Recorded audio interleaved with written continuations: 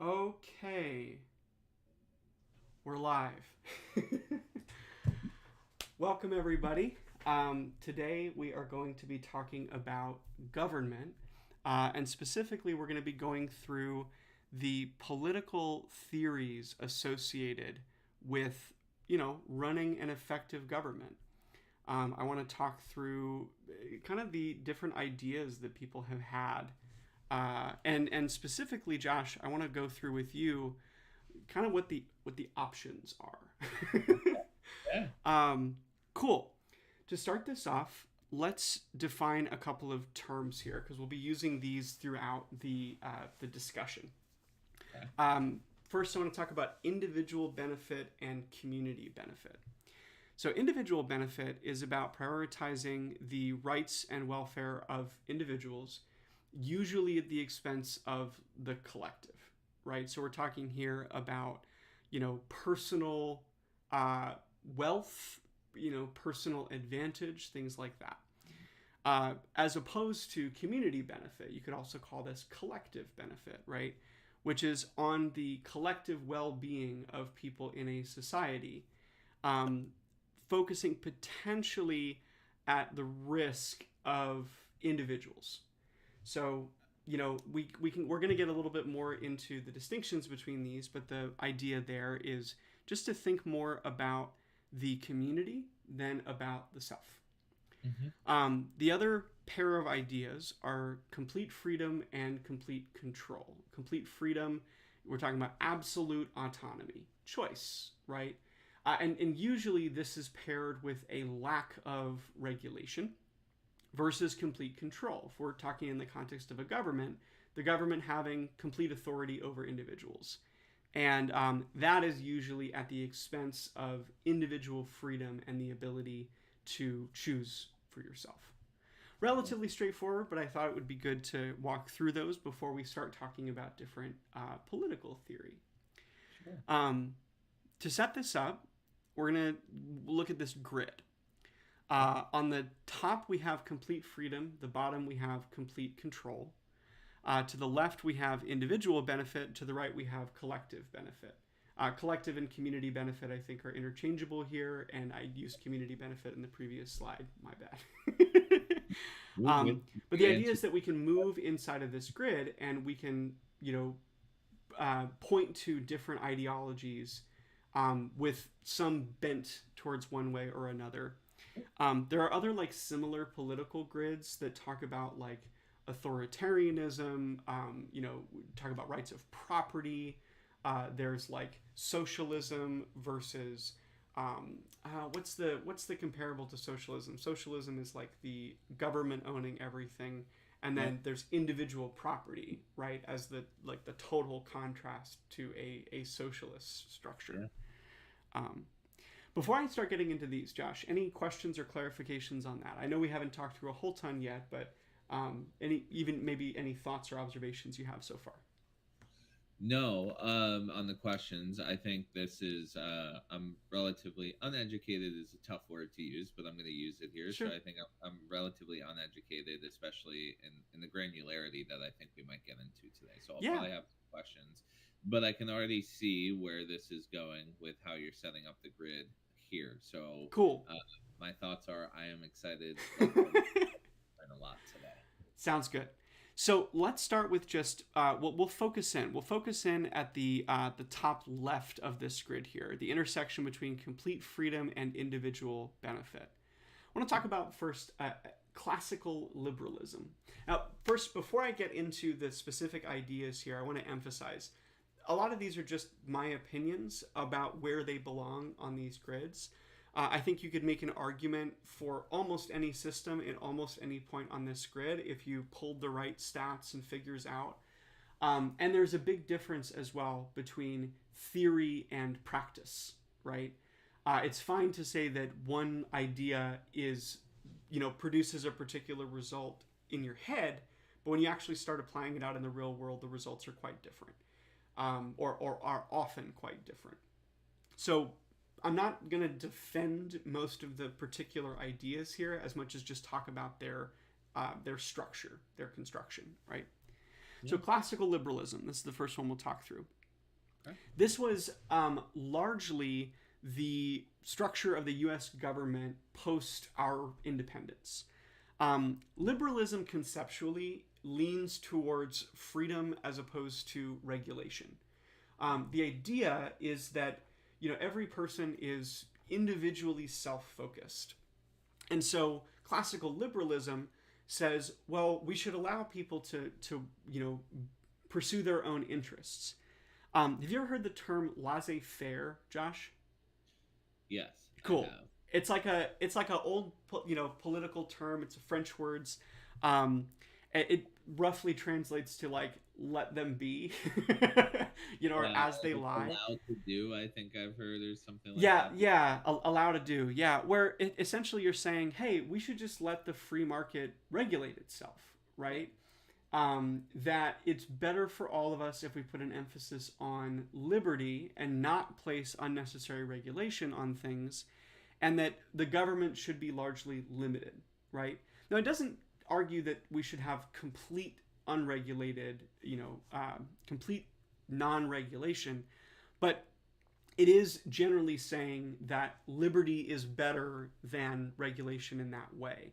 And this lean towards individual benefit as opposed to collective benefit can show up there as well, right? Like the individual self pursuit. We shouldn't get in the way of people's ability to pursue their own goals, and just kind of allow things to happen. Now, with an emphasis though on like political freedom, freedom of speech, things like that. Yeah. All the way to the top left of that grid, we have ideas like libertarianism. Now, I'm going to be careful about this because I don't want to misrepresent people who consider themselves libertarians. I'm going to speak very generally about their ideas, right? But the idea of libertarianism is to maximize that individual freedom and autonomy, right? To the benefit of the individual. There is an emphasis on the law and civil structures as not being involved to a large degree. Emphasizing freedom of speech, freedom of association, freedom of thought, freedom of choice. There are some kind of sister ideologies to libertarianism, like one called anarcho-capitalism, which essentially say, again, we should be allowed to pursue our own benefit. We should be allowed to think for ourselves, act for ourselves. Libertarianism largely says the government should be out, not involved in any way in these conversations. This is really interesting to me because libertarianism has been a little bit more prominent on the social stage in the last couple of years. We had a libertarian candidate that made it through to the presidential conversation. And in that, there was also a little bit of exposure to, I think, more radical ideas there. I remember watching a debate in which they were libertarians were genuinely discussing whether or not driver's licenses were appropriate. And one candidate made the argument, well, I think it's okay for us to have rules before allowing somebody to get behind the wheel of a vehicle, and he was booed. So it's very interesting to see this in the modern political climate kind of resurface. And then down here towards the bottom left, we have direct democracy. Now, my choice to put that in this category might be a little controversial, especially because direct democracy has this flavor of collaboration and amongst a community, some amount of regulation, right? The reason I put that in this particular group is because I think that generally speaking, direct democracy tries to be a little bit more focused on the individual freedom side of things, and generally tries to provide some sort of structure for thinking. Direct democracy has also been referred to as anarchism. The idea of there not being any one central ruler. Direct democracy is about individuals being able to kind of decide for themselves what is best for them, but working as part of a collective group, right? So it is still emphasizing that individual freedom, but not doing things that would harm your other members of your community. What do you think about this section of the grid, Josh? Any observations or thoughts here? Yeah, well, I mean, at first glance, I think it seems attractive, right? For a lack of better words, where it leans towards individual benefit, individual freedom. I like how you rounded out direct democracy because it brought back into perspective a word that we've discussed a lot in these live streams: harm, and trying to avoid harm. And again, I don't think any of these structures or concepts were built with the idea of trying to bring harm. I truly believe that, right? Right. But I do think it is interesting in my mind as you start to lean more towards the individual benefit. There's a lot of harm that can come, right? Like with Sure. libertarianism, it high level, right? It benefits the wealthy in a lot of instances, right? And there's a Mm-hmm. lot of harm and a lot of wrongdoing that can happen if you don't have those resources. So it's interesting as we try and give freedom back to the people. It seems almost like more harm can be done, but that's also my naive perspective, maybe. I wouldn't call you naive, right? I mean, look, like, part of the reason for presenting these as a spectrum is to point out that there's not a kind of right answer. I think that no matter which way you end up, and in fact, like all four sections of this grid, there's a trade-off that you're making. Um, as we'll get through this, you'll notice that there's never going to be a political idea that I put dead center because I think that pretty much every structure you want to apply to a people is going to have some flavor of like compromise, Yeah. right? Now these kind of bend towards that individual freedom side, right? And there's a flip to this as well. All of these talk a little bit more about the freedom of the individual and that individual benefit.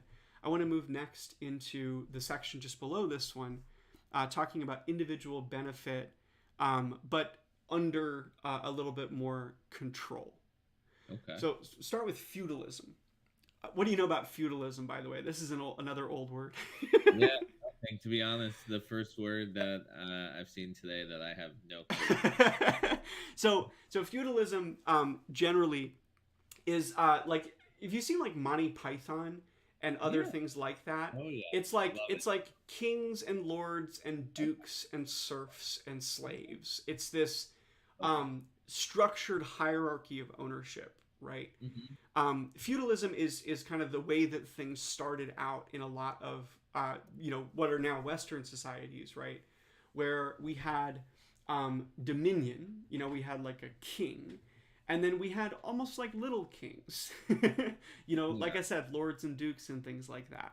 Yep. Um, and again, the emphasis here is on that individual benefit, but with more control applied individually. Now, there's an argument made. I don't know that it holds a lot of water for me personally, but there's an argument made that being in a feudal society was okay for the people who were subject to that dominion, right? That some people were happier being serfs and indentured servants to landowners and things like that.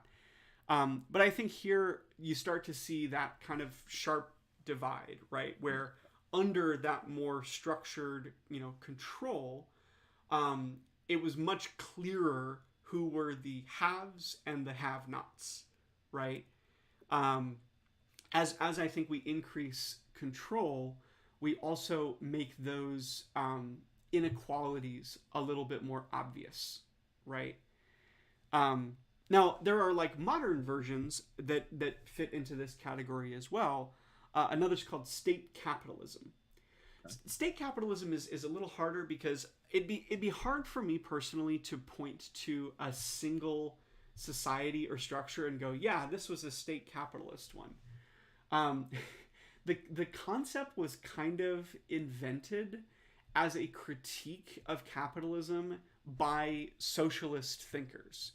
So, like Lenin and Stalin wrote about state capitalism, state monopoly capitalism, it's generally called, right? Which is like the state owns everything and uses that to support its own particular idea, for like the wealth and prosperity of a nation.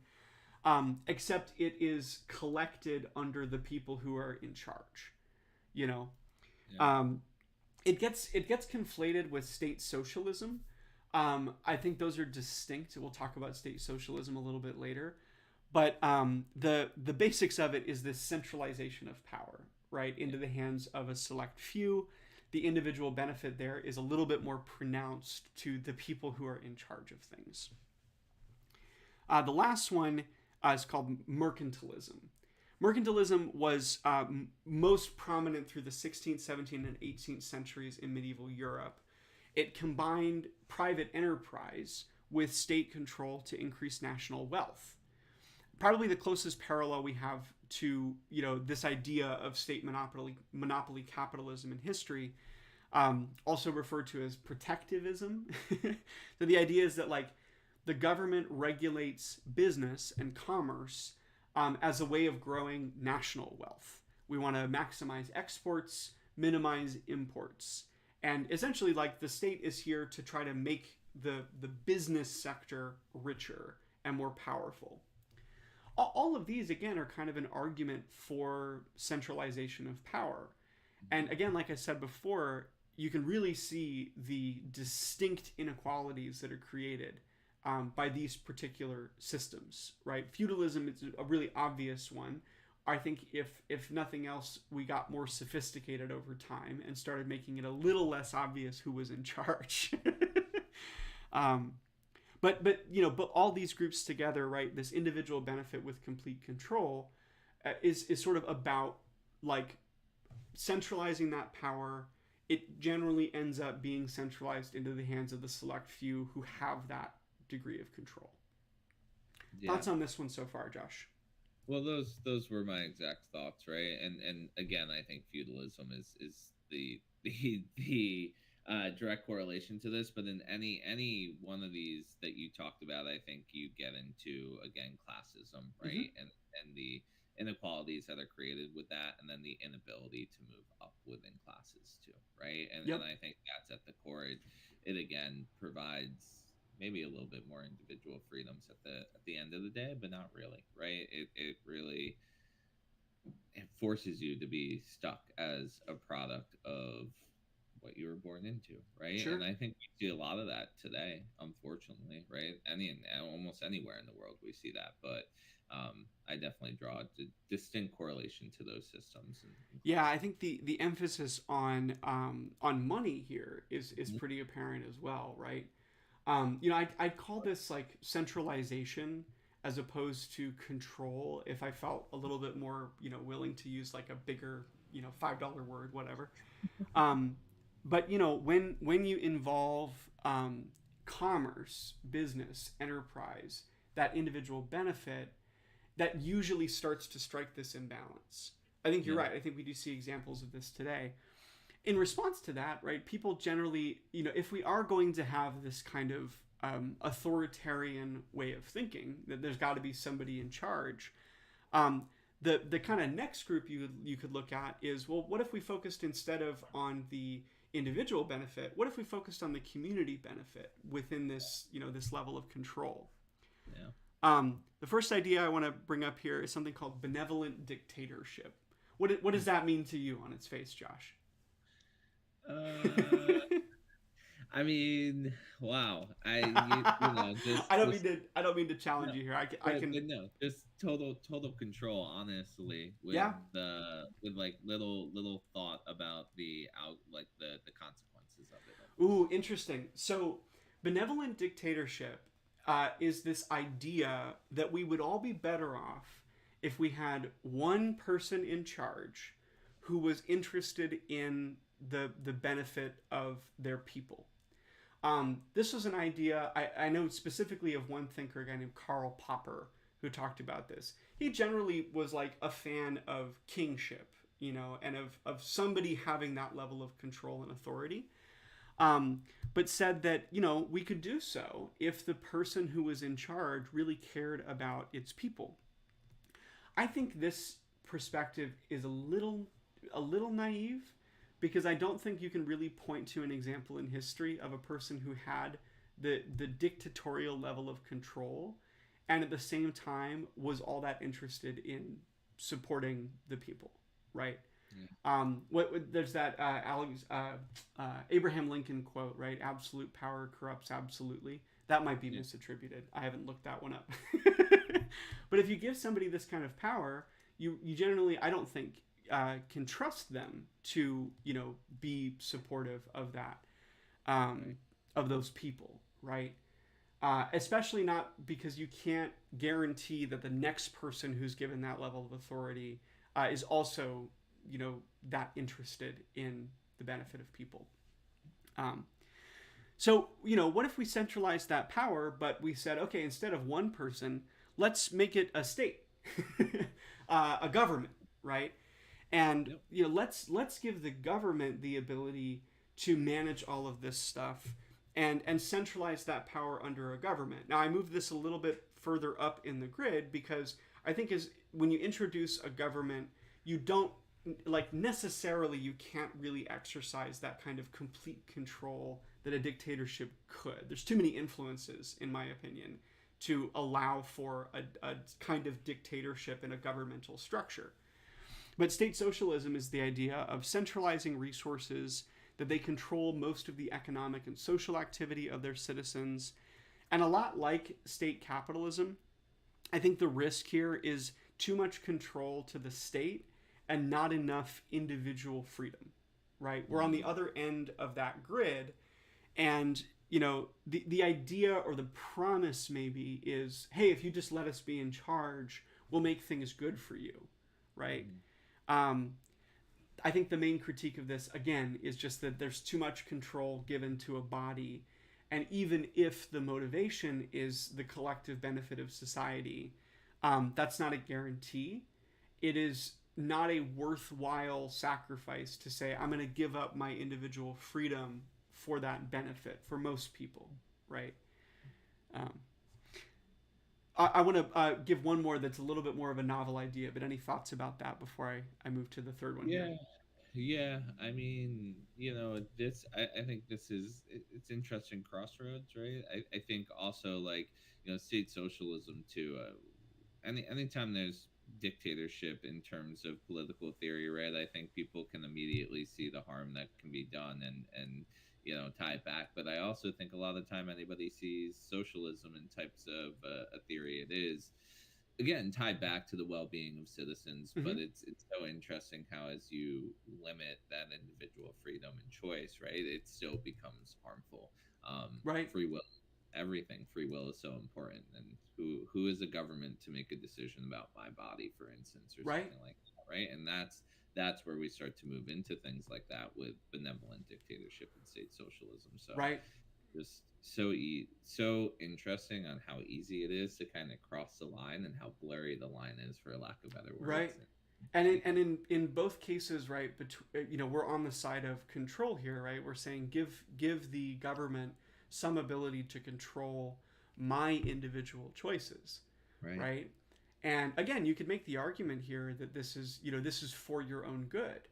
But how much is that guaranteed?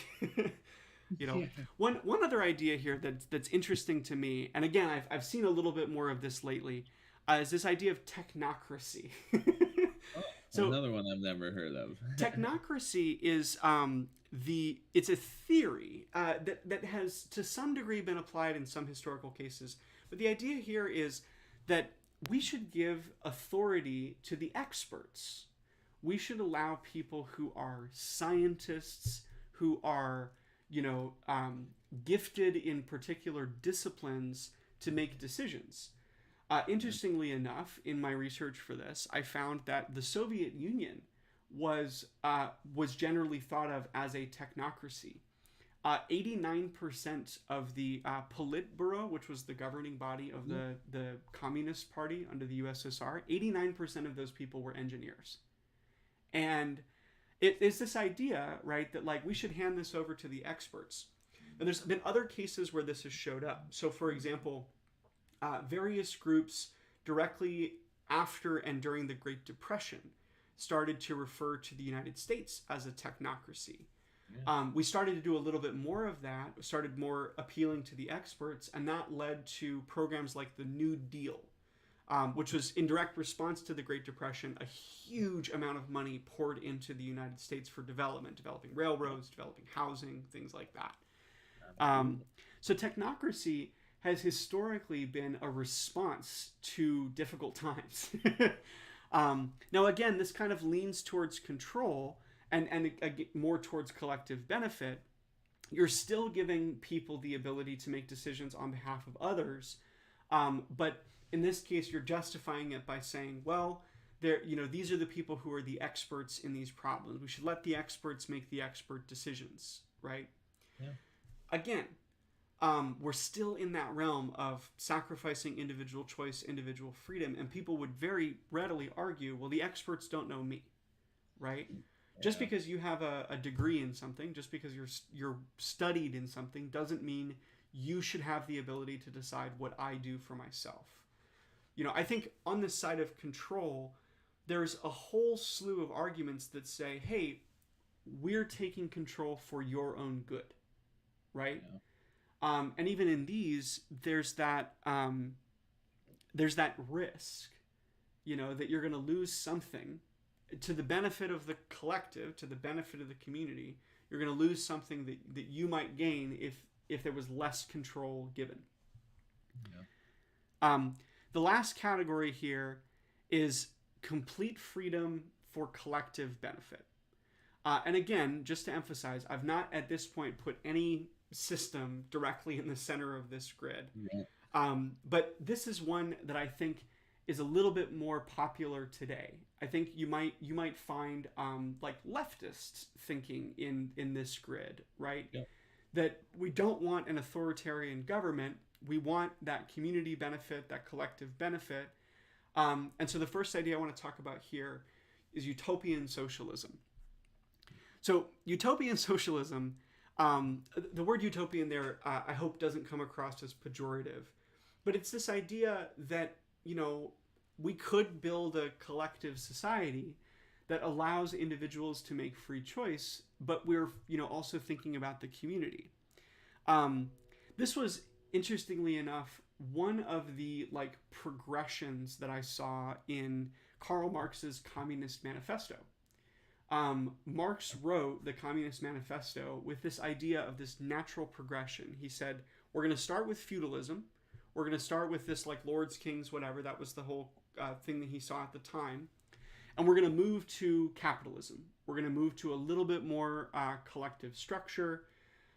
He saw the state stepping in to address inequality, and eventually the state turning over the means of production, right? Like the tools that we use to make things and produce for ourselves, turning those over to the people. And that from then on, the people would own the means of production and would have their own ability to control, their circumstances. Yeah.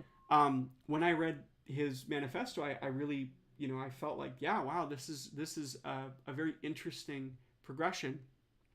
But the critique of it is, this idea that we would eventually get to a point where we had this perfect harmony of individuals. That's utopian socialism. We have some examples in history of trying this, and historically we've not found a way to make it work in a government structure. One good example of an attempt at this. Oh, Josh, sorry, I'm hearing some beeping. Is that on your side? That's okay. I just wanted to make sure that it wasn't on mine. No, you're good. So one attempt at utopian socialism was a guy named Robert Owen, a town called Harmony in Indiana. He purchased this town in 1825 and renamed it New Harmony.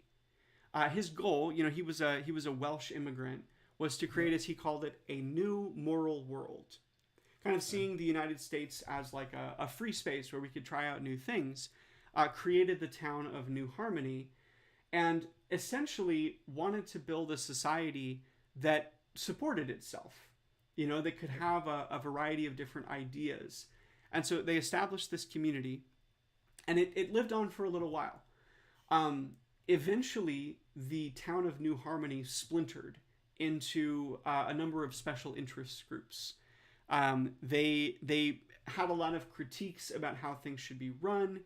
There was inequality during the development of New Harmony. Um, Owen's son, Robert Dale Owen, wrote that the cooperative idea was a good one, but he said it should have been gradually introduced. What Robert Owen wanted to do was kind of just let's just start it up. And I think what his son argued is that because there wasn't a gradual introduction to the idea, and it wasn't this sort of progression into we're going to try to work this way, it fell flat because you had a lot of individual conflicting ideas as part of it. There were people called individual anarchists, that were part of the whole thing, that didn't like the idea of sacrificing their own liberty for the community benefit. There were others who were frustrated at the disparity between people who were workers and people who were not workers. And so it just kind of devolved into conflict, and eventually the town dissolved. Now, it's not necessarily fair to say that, this idea couldn't work at even a bigger scale than this individual town of New Harmony, but just that attempts to do this in the past have been largely unsuccessful. What do you think about this idea? Again, utopian socialism, I think, is the word utopian there might imply that I'm a little critical. But what do you think about this? Yeah, I mean, look, I like everything that we've talked about today. I think that it it has its pros and cons naturally, right? But I love the idea of it, Yeah. right? And I would love a world where we could make it work. But to your point, to your examples, it becomes increasingly difficult to do so, Mm-hmm. right?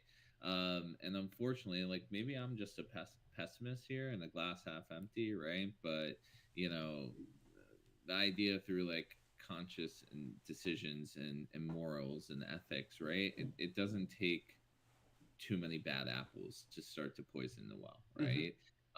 And that's really where I'm interested in. And maybe that's like a question back to you, Joe. And maybe we don't need to go too deep into it Sure. if it's gonna come up later on. But like I guess what are your thoughts about it, right? And I guess in general, like how do you start to control things like that, right? Without taking away from that complete freedom aspect. Yeah.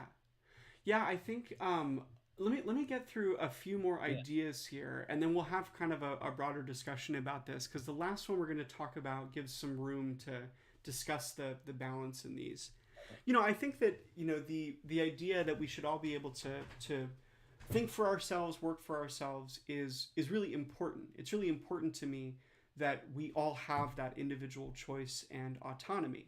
Hmm. I also understand that in a society, not to use the beam, right? Like we live in a society, but I also understand that in a collective, in a community, there is some level of self-sacrificial thinking that has to be involved here, right?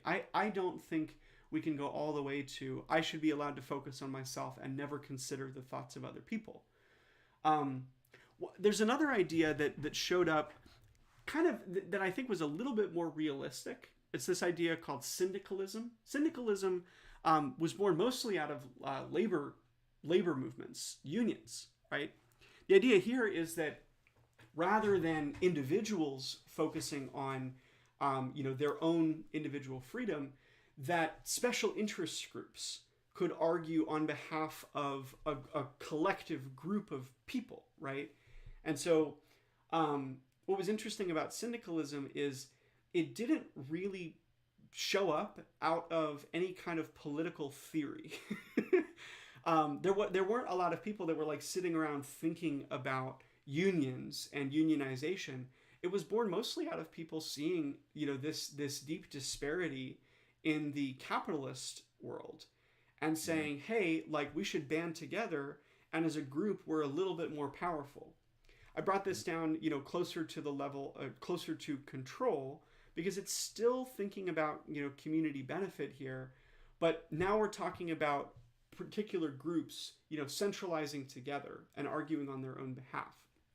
Um, Now, I think this gets tricky because There's a discussion to be had about which groups deserve what level of input, and is this any different from like political parties, for example, right? But that's one way to kind of cut through this is, hey, maybe it's not so important that an individual be able to advocate, but that individual as part of a group, might want something a little bit easier. I think the challenge, and if we look back at like direct democracy, I think the challenge Mhm. in the individual autonomy is to some degree how complicated it is. It'd be incredibly difficult to create a governmental system, a structure for all of this that could somehow account for, at this point, 330 million people, 330 million individual ambitions. Syndicalism says, well, hey, we could group together, around certain ideas or certain needs, and maybe we'd Mhm. have an easier time advocating for ourselves. Now, that again, it's like that has kind of had its rise and fall. I think I generally support people being able to advocate as part of groups. I generally support unions and unionization. I think it makes sense to collect, right, and to say, hey, as a group, we have this particular need. But I also don't know that this fully cuts that cake, right? Um, Again, there is the chance that creating a system like this allows for too much individual control and takes away from that individual's freedom, right?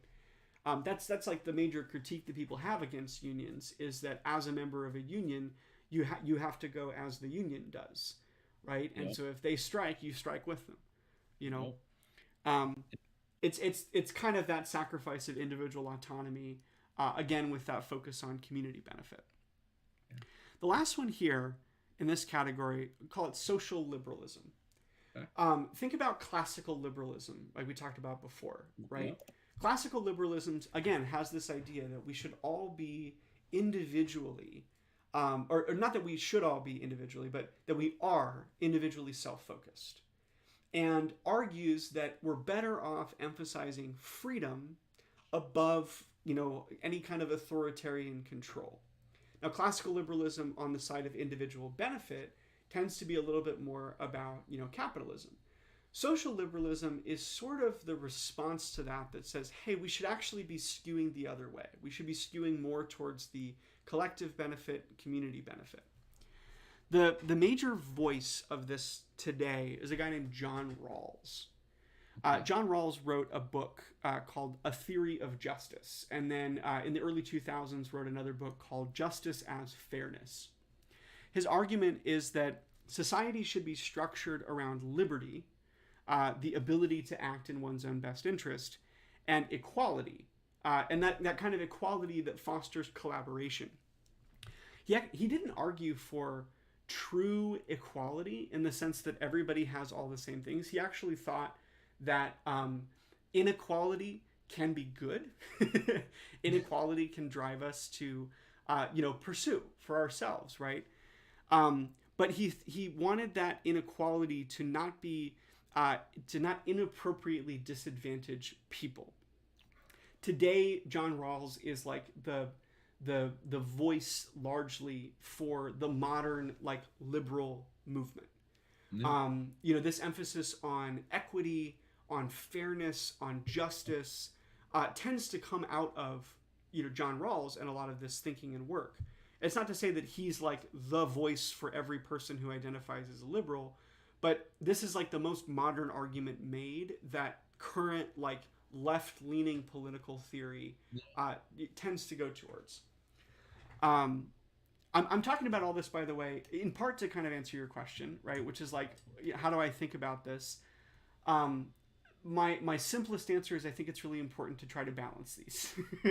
That That's exactly we can't go that. all the way to individual freedom, all the way to complete control. We can't completely sacrifice individual benefit to the benefit of a collective, and that there's some compromises that need to be made in order for us to work in a collective society. I think that those values that I've talked about before, right, like free choice with care, growing by supporting, community-led solutions, these are for me a practical way to live out that balance, right? Yeah. Um, in my preparation for this, I found an excellent paper by a guy named Young Soon Bae out of University of Kentucky, and he gives some detailed critique of John Rawls and of this concept of social liberalism. I wanted to go through that with you, and kind of talk about like the potential faults in this theory, right? Yeah. Um, before I do, before I jump into like the critiques of social liberalism and that, any other thoughts or discussion you wanted to have?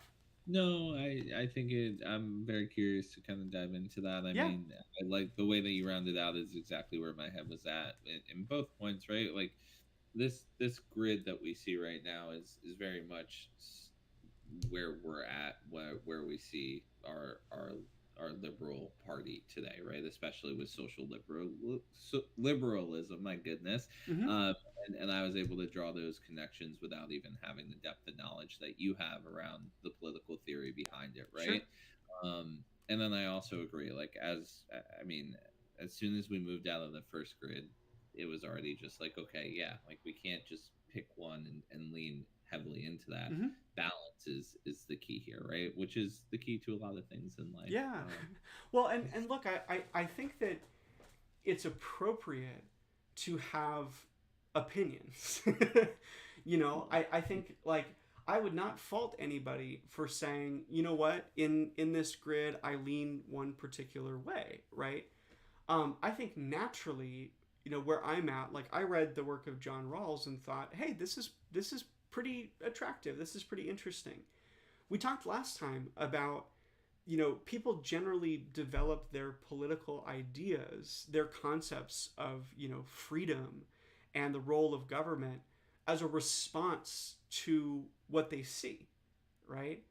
And I think for me, I've seen the harm that that focus on individual benefit can cause. That when we're not so eager to ensure that people are not disadvantaged, and we're okay with this like massive disparity, that there's harm as a result of that as well. Now that doesn't mean that I would class myself as a liberal or as a leftist. Again, I generally have an aversion to those labels because I feel that they close us off from a lot of things, right? Um, I think I personally see the benefits of a little bit more focus on the community benefit and a little bit more focus on individual freedom, right? That's not to say that I think we need at this point like radical change, things like that, but that we kind of, I think we want to pull that way just a Yeah, little bit, right? yeah, So let's talk through some critiques of John Rawls. John yeah. Rawls, again, argued that there are two principal values that we need to focus on: liberty and equality. He initially argued that liberty should take precedence over equality. That we should generally speaking try first and foremost to reinforce people's legal and political rights, and that equality would follow from that, right? But but he had some critique from the people on the side of this grid that were more focused on the individual benefits. I'm speaking here about like more libertarian, classical liberal kind of thinking. Um, his emphasis on equality means lifting people up who are disadvantaged, at least to the degree that you're reinforcing their individual rights. Hmm. And the critique, which I've kind of voiced already, is this idea of like equal exchange. Okay, if you're going to lift people up, where's that going to come from? Well, it's necessarily going to come from taking from someone else, right? Because you can't just like pull money out of a vacuum. You can't just pull resources out of nowhere. So, how are you going to ensure that you don't disadvantage people? It's this idea that like if you take from someone else to benefit another person who's disadvantaged, that is tyranny. That is an infringement on my individual liberty. There have been arguments, in this realm that say, for example, that it is never justified to make one person sacrifice for another. That's like the harshest critique I found for Rawls on the individual benefit side of things. Mm. The critiques from the people who are more in this like collective benefit and complete freedom category were a lot harsher. Like Interesting. a lot more aggressive. Here I'm talking a little bit more about like leftist thinking, Yeah. right? Yeah. Fair enough. Um, but sorry, before I move into like the leftist part of it, any thoughts on the idea of like forcing somebody to sacrifice for another person is an infringement on their liberty and tyranny? Any observations there? I mean, yeah, it's tough, right? I think we could probably talk about that one point for the next 6 hours, most Sure. likely, right? There's a lot that goes into it. My high level gut reaction is that's a little tough, right? I think Yeah. that's unfair, right? I think that just the type of person I am, like, yes, it leans towards tyranny to sacrifice and force people to sacrifice to a point that causes them harm, right? But it is, as long as it is something that is balanced and well thought out, and I am willing to do that, or not willing, capable of doing that without Right. being put to ruin. Yeah, Why I do think that? like a little maybe simpler is that meme. We live in a society, right? Sure. Which is Yeah. like, come on, guys, like we're all kind of in this together, and like I get the idea of that, you know, that individual focus, and you know it's fully within your rights to be self focused, right? But like at the same time, I think that saying, well, I'm going to keep to myself. I'm not going to work on behalf of another person. I'm not going to worry about what another person is doing. You know, I personally have a hard time with that. Yeah. I generally thinking, generally, I think I'm a little bit more empathetic, right, to the struggles that other people have, and the reaction to Rawls from from the more like I said that community benefit side of things actually had a similar flavor to that as well. Um, you know, Rawls generally felt that the state that you're born into is not moral. He said, you know, it's not anybody's fault if they're born into wealth, and it's not their fault if they're born into poverty. So there's no like right or wrong associated with that. It's just kind of the way that things happen. Yeah. And the critique of that is that this like intrinsic unfairness, you know, when somebody's born without the same wealth as another person, is not dealt with in Rawls' theory. He doesn't provide any mechanism for correcting that or for adjusting the system to do that. In fact, Rawls stayed very far away from the economic implications for most of his writing. Um, I think he said that the economic structure of a government is largely a matter of circumstance. It's just kind of like what their history was, you Okay. know? And so he Yeah. didn't feel the need to talk about the economic implications of this until much later. Um, he also emphasized that if we were to support people's individual liberty, we would then work to provide equal opportunity. You know, saying that, well, you know, if everybody has their legal rights and their political rights, then we just need to make sure that they all have the same affordance of options, you know, of potential pursuit. The critique for that was, well, in order for you to do that, you kind of need the capitalist system. You know, you're not Yeah. going to be able to provide opportunities for people if there's not some system you can pull from, right? And so Yeah. it doesn't really address the inequality. It almost reinforces the system that leads to that. Again, Okay. this is the critique of Rawls. Yeah. Um, it doesn't address those intrinsic inequalities to simply offer people opportunity, right? Um, and for the final point, Rawls' emphasis was mostly on legal and political rights, legal and political liberties. He said that we should be given the ability to speak freely, to engage in politics, to try to build our own political system.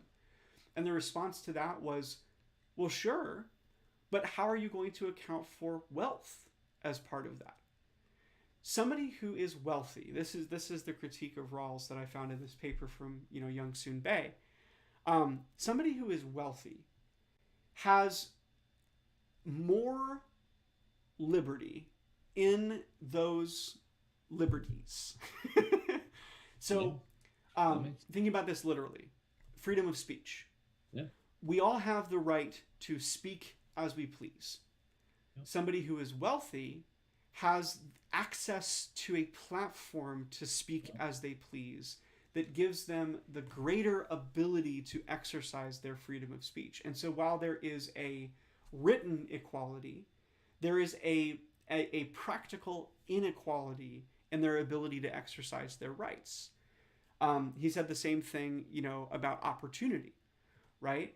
Which is, well, yeah, I mean, but just because we all have access to the same opportunities doesn't mean we have equal access to those things, right? That, just because we can all apply for the same job doesn't have an impact on my ability to get that job. If I was born into a wealthy family and had access to college that gave me those skills that allowed me to pursue that job, well, that's not really, equality, because wealth hasn't been accounted for as part of that. This is where we get to terms like equity. Equity as opposed to equality is the argument that, that equalness of opportunity requires some balancing. That if you're born into wealth, you do not need as much support to engage with those equal opportunities as other people might. Equity is a modern term, right, for that balancing. Mm-hmm. That we can't just promise people opportunity. They have to be able to engage with it. And if they're not able to engage with it because they don't have the same wealth, we should try, and I'm not saying this, by the way, as my own opinion here, but this is the idea that we should try to balance those things out and give people access to those opportunities. This is where we get to, the value of free education. This is where we get to, welfare and social services and things like that. That it's not really about providing somebody with an advantage that another person didn't have, but about balancing those natural, almost intrinsic inequalities that come from being born into a particular social place, right? If you have wealthy parents, you don't need as much of that support, usually, right? Yeah, sure. And if you're not born into wealth, you need a little bit more support, a little bit more help in order to have access to the same opportunities. Yeah. Again, like I think the argument that just giving people the same legal rights and the same opportunity kind of falls flat when you can't actually engage with it. And the counter argument is, well, you're free, aren't you? Yeah. So that's kind of the state. I kind of went a little bit on this like speech here, but those are the critiques of social liberalism that to me hold water, right?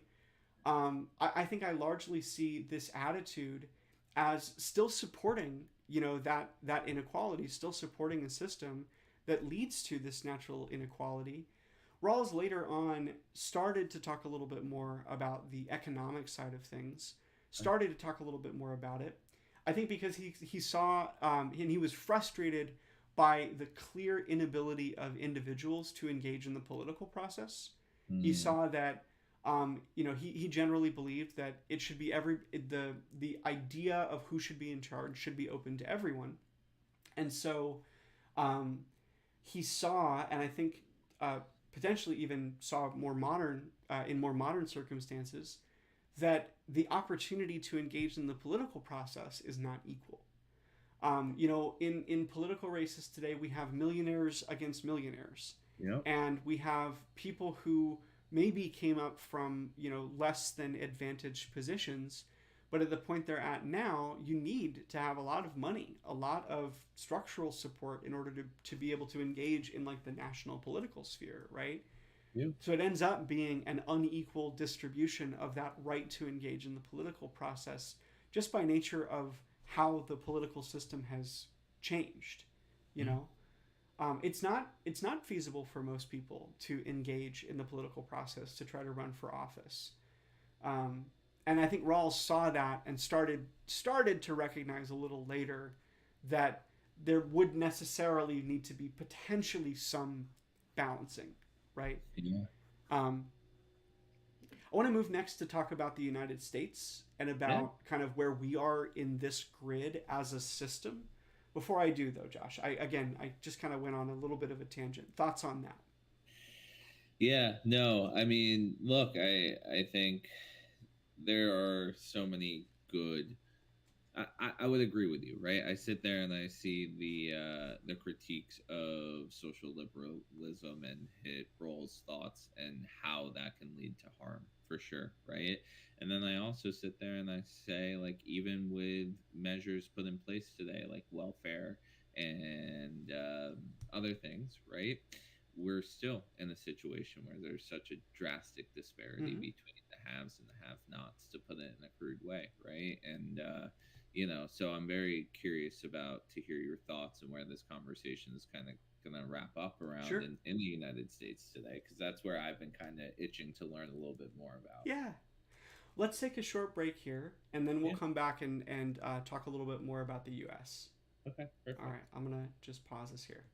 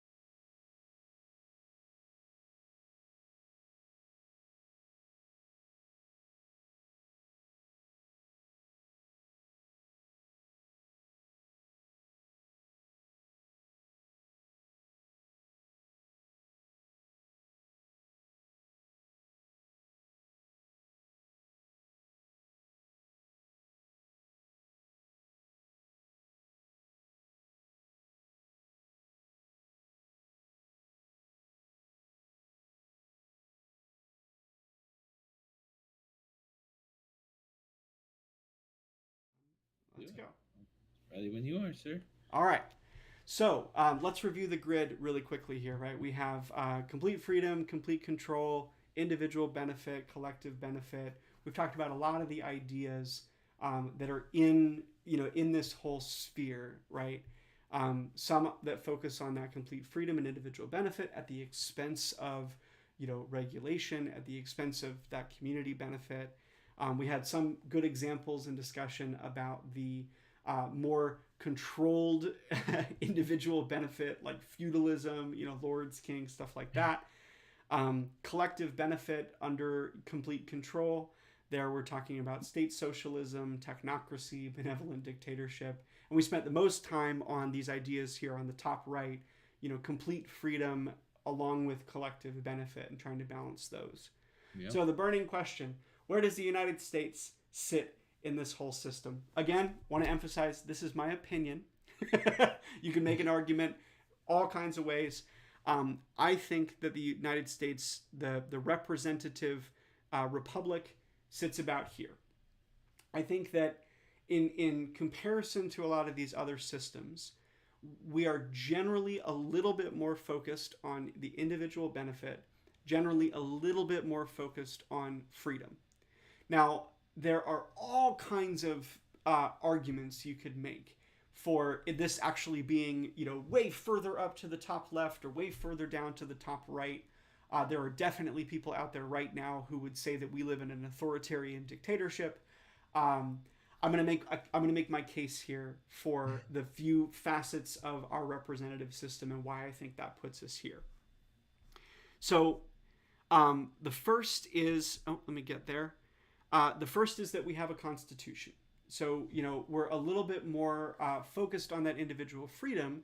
The Constitution, our Bill of Rights, continued amendments, they're generally emphasizing individual liberty over control from a government, right? We the people is the theme throughout. Um, our economic system encourages wealth and entrepreneurship. So we have a little bit more push towards that individual success, right? We talk about the land of opportunity, right? Our political structure is not really um, structured around the idea of restrictive control. Even if you go back to the theories of the framers, they generally argued that we should not be placing undue restrictions onto people. And I know that everybody has their own ideas of how much the government has to do with our day-to-day lives, but I would generally argue that we have less restriction here than other possible systems, right? Sure. Um, Again, I think you could make an effective argument here that for some people, some of the time, there is a degree of control exercised over them individually. This is me talking generally about the system as it's designed, right? We try not to write rules that don't. We try not to write rules that don't need to exist. um, our policy and legislation also emphasizes individual responsibility at the same time as that individual benefit. We tend to focus on self-reliance, not wanting to be a burden on other people. Culturally, we tend to be a little bit more focused on independence and autonomy, not as much focused on our community. Um, our judicial system focuses primarily on ensuring the rights of individuals, interpreting the Constitution. And again, I'm not saying that all of these things are necessarily acted out in this way all the time. But that by design, it's meant to be focused on a little bit more of that individual benefit, a little less control. I think recently we've gotten a little bit more aware of the level of authority that our judicial system has been given. For example, and this is going to be a little bit more controversial, but the decision to repeal Roe v. Wade was, for a lot of people, a recognition that the judicial system is kind of given its own ability here. But I think if you even look into the argument behind Roe v. Wade, what they were emphasizing was that they felt that the federal government should not be exercising this degree of control by taking away states' individual ability to decide right and wrong for themselves, right? You can make an individualist argument for why they repealed Roe v. Wade, I suppose is my point. And that's kind of the argument that they made if you read through the legal briefing, right? Lastly, we have an electoral system. So, we do want people to be able to come in and make decisions on behalf of their communities.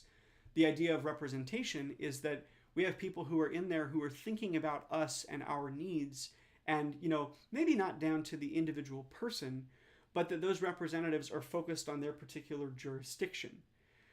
Madison talked about the benefits of a representative system as cutting out some of that individual conflict that people might feel.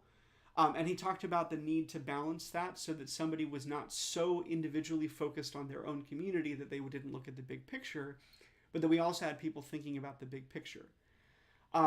This is the closest to the center that I've put anything here. And if anything exposes my opinion here, I think that the U.S. representative system does about as good a job as I've seen at negotiating these different constraints, right? Yeah. Now, we can also open that up to critique for the system as well. It's no secret to anybody. Government is incredibly slow in the United States. We do not adapt to change very well.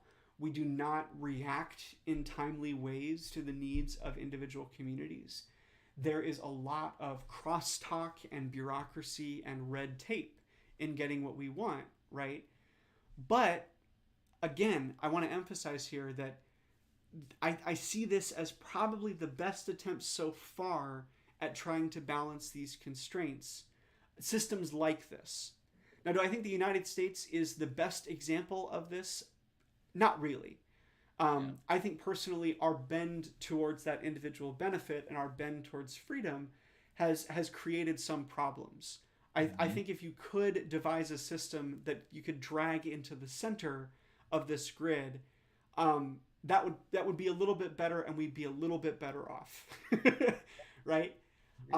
But as we're kind of looking at this whole grid, you know, I hope it's clear, the state that we're in, right? Like the response that we see in especially young folks, especially people in like our generation and younger, Josh, tends to be like we need to pull, towards this side of the grid. We need to pull towards the collective benefit, Yeah. and yes, we need to be thinking about freedom, but also we need to be thinking about how we can best support a society like this, right? Like as we talked about last time, talked a lot about a little bit earlier today, our political opinion tends to be a response to the problems that we see. And so I'm sure you and I could talk back and forth for a while about the problems with the US system, but that's kind of my point here, right? Is like these ideas aren't coming out of a vacuum. We didn't just like wake up one day with socialist tendencies or Right. republicanism or conservative whatever, right? Our political ideology tends to be a reaction to what we're seeing around us, you Of know. course. And like I said, I think the United States system, not necessarily the way the United States does it, but this idea of a representative republic is probably the closest we've gotten so far to a balancing in these constraints. Yeah. Um, what do you think about that? Yeah. No, I mean, a lot to take in, but Yeah, I generally agree, right? And then it is, and it directly correlates back to our conversation last week as we were talking about all these individuals throughout history just reacting to the times, reacting to the problems that are coming up and trying to face them, right? So, yeah, I mean, I think as we dissect and understand and look at what's happening within the country today, yeah, we do want to, as I look at it on my screen, it's pulling to the right. Apologies if it's pulling to the left for anybody else on their screen, but more towards that collective benefit, right? right. And I think that is our reaction to the times that we're in today. But at the same time, like I think just going through this and dissecting this, even in 1 hour, which is the tiny, tiny tip of the iceberg, it is so clear how complicated it is, Yeah, and it's so clear how easy it is to think one way is the right or better way, right? But I think the more as we can just kind of pull from each part of these squares and bring them and combine them into something that truly does work for the people, but with some constraints and control, right? Those guardrails and guidelines. That's where we need to move, and hopefully we start moving towards that. And yeah. hopefully maybe I teed you up well for where you want to go with it with Cowlitz County on that one. Well, and I kind of want to end out today talking a little bit about the problems that I'm reacting to personally, Mhm. right? Yeah. That's where I'd like to kind of end out. So let's take a short break here. One final thought on this, right? Just to kind of tie this up. The problem with balancing these things Mm, is that speed to execution, sure. right? I think that is so pronounced in our current political rhetoric. And I think that generally is why we start moving, towards one corner or another of this grid, is Mm, because we go, well, we're not getting what we want. And maybe if we made this a little simpler for ourselves, maybe if we cut out some of these constraints and we focus towards, authoritarianism, or we focus towards, state socialism or social liberal, whatever, right? Like yeah. maybe we would get a little bit more of what we want. And I understand the argument, right? But recognize what we're sacrificing when we do that.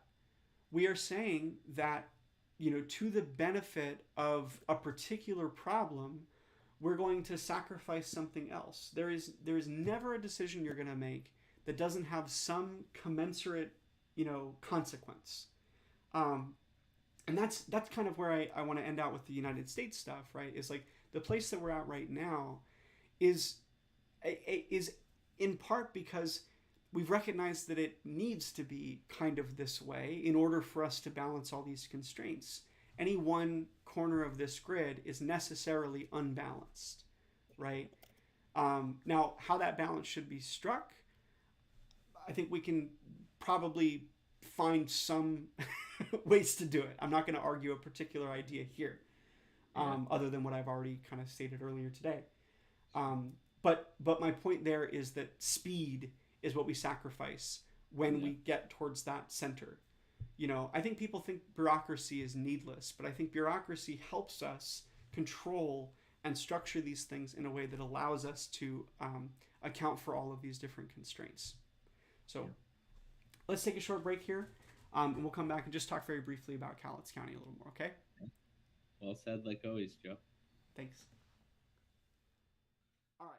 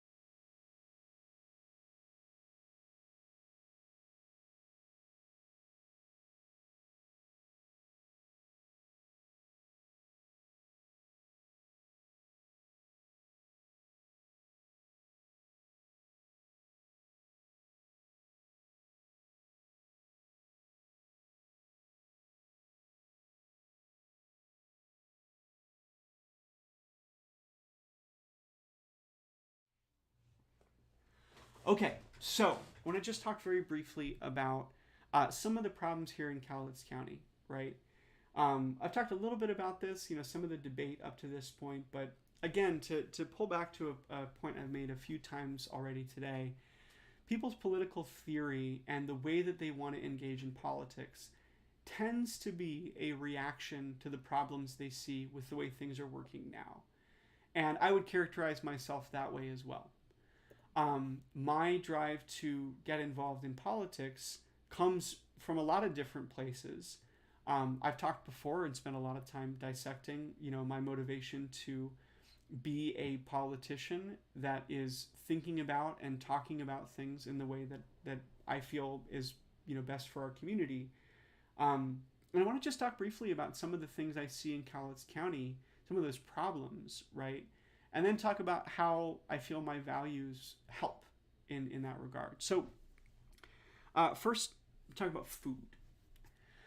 Um, I'm on Nextdoor, which is a community platform. Lots of people in my area are able to post there. And it's a pretty common occurrence to see people asking for help with resources, but especially food. And so I looked up some stats on this. Feeding America has some stats about Cowlitz County. Roughly 13.5% of our community is classed as food insecure. So 14,600 individuals in our community. Food insecurity, by their definition, is that they don't have access to enough food for an active and healthy lifestyle. So generally speaking, food insecurity means like you're. It's not that you don't have food, but that you don't have food that is nutritious, that is helpful to you. There are parts of our community you could probably classify as like food deserts, depending on how far out they are from city centers, things like that. But food is one area of need in our community. Water. Our community has struggled for a long time to maintain clean water for its people.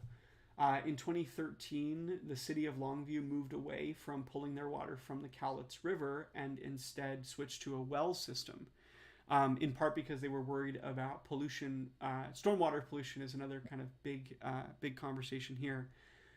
Many of our city council discussions especially in debates, are about water and about collaboration between various city groups, who Hmm. gets water from whom. It's not surprising to most people if I were to say the city of Longview has a water quality problem.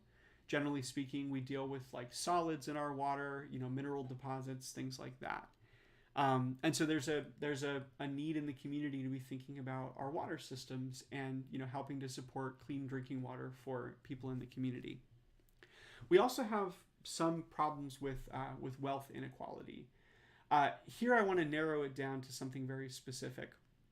Josh, earlier this year, late 2023, Hmm. Kelso was named the worst city in Washington by 24/7 Wall Street, which picked a city in each state and said, this is like the worst one on the basis of a few different factors. A couple of statistics to throw out here. 21.1% of the people living in Kelso live below the poverty line, compared to 10% across the state. The median home value in Kelso is a little more than half the state average, which means that like the home value in the area is generally very low. And median household income in the city of Kelso is $51,000 a year compared to a median across the state of 82,000. The thing is, for the people living in Cowlitz County, specifically the people living in Kelso, I feel pretty comfortable that if I went to people living in Kelso and said, "Did you know Kelso was voted the worst city in Washington?" They'd go, "Oh, yep." And so I don't want to highlight that, to speak negatively about folks in my community, but the reason I bring that up is to kind of voice the problem, right? Like, we recognize that there are issues in our community that need to be addressed. And for me, my emphasis largely is thinking about ways that we can address those problems. I think that things like food insecurity, clean water, wealth inequality, those are things that a government can and I think should have some hand in addressing. Now, how exactly that happens, I think, comes down to which solution you pick. And I generally hold that I don't want to advocate for a particular solution to a thing until we get into the moment where we need to make that decision, because there's going to be all kinds of constraints and conflicts we have to account for, right? But pointing to those problems is not meant to be negative as much as to say these are the reasons why we need to put some work in, need to get involved. I generally feel as though there is some level of apathy to circumstance, as though there's not something we could do to address those kinds of issues, or that it should be entirely in the hands of individuals. That's a hard case for me to swallow personally. Um, I don't know that I advocate for a particular right way to go about it as much as I say we should be doing something, we should be trying to do something. And if we're in this place at this point, I think that's a pretty clear argument that what we're doing is not enough yet, that we need to do more, right?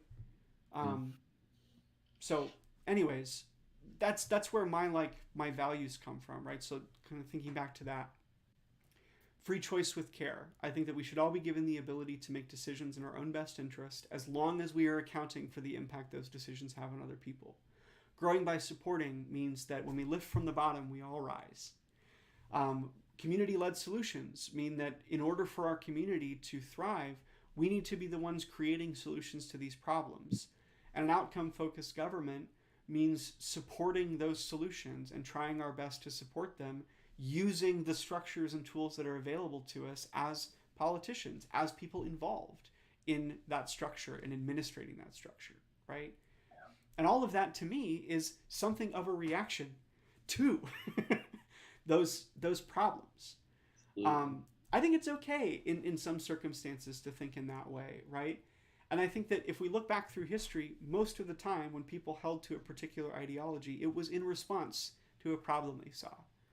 Um, so that's kind of my spiel there. Yeah. Just wanted to go through that with you a little bit more, Josh.